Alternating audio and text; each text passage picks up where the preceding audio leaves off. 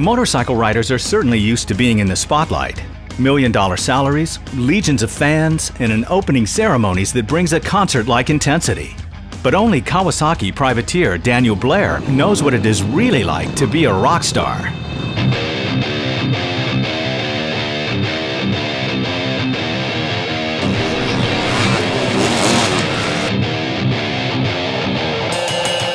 It actually started with my brother. He got hurt when he was about 14 years old. Picked up a guitar, started listening to the radio and just kind of playing along, and we never really thought anything of it, and I noticed, like, man, he's getting a little better, and then I remember one day I came out in the garage and he was playing like a really cool riff, and I was like, wow, what song is that? And he's like, well, that's mine. I was like, you writing your own stuff now? And then it kind of went from there, and then I've always been kind of like a closet singer, like, you know, I would sing in the shower or in the car when I'm by myself, and my brother knew, obviously, so he was like, let's write some songs just for fun, and we did, and a lot of our friends and family, they all really liked him. They said, you guys need to go in the studio.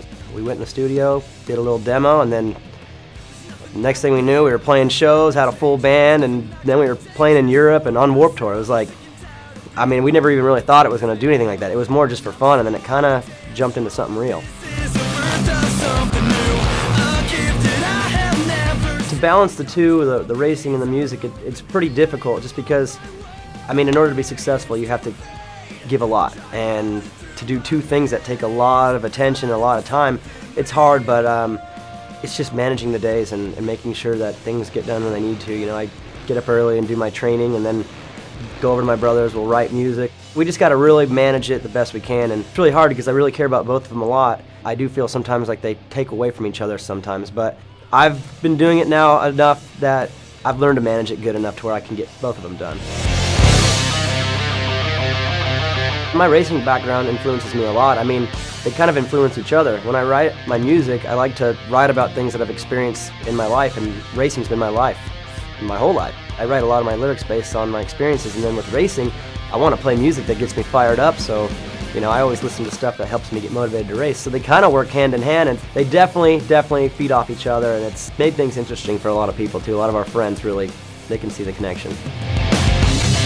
Being a privateer is tough. We don't have as many resources as the factory teams. We don't have as much of a budget. We don't have the opportunity to test as much. And obviously, we end up having to spend a little bit of our own money, but it's not as bad as people think. I've been doing this a long time, and last year I was able to ride for a factory team half the year and then be a privateer for half the year, and I got to really see the difference firsthand. There are challenges, but you can overcome them, and when it comes down to it, it's really on the rider. You can work through the challenges, and you can still get the results that you want being a privateer. Just got to work a little harder. All that matters to me is that when the gate drops, who's prepared the most, and I don't feel secondary to them in that category. Maybe on the surface, some stuff that people see from the outside, but deep down, I don't feel that at all.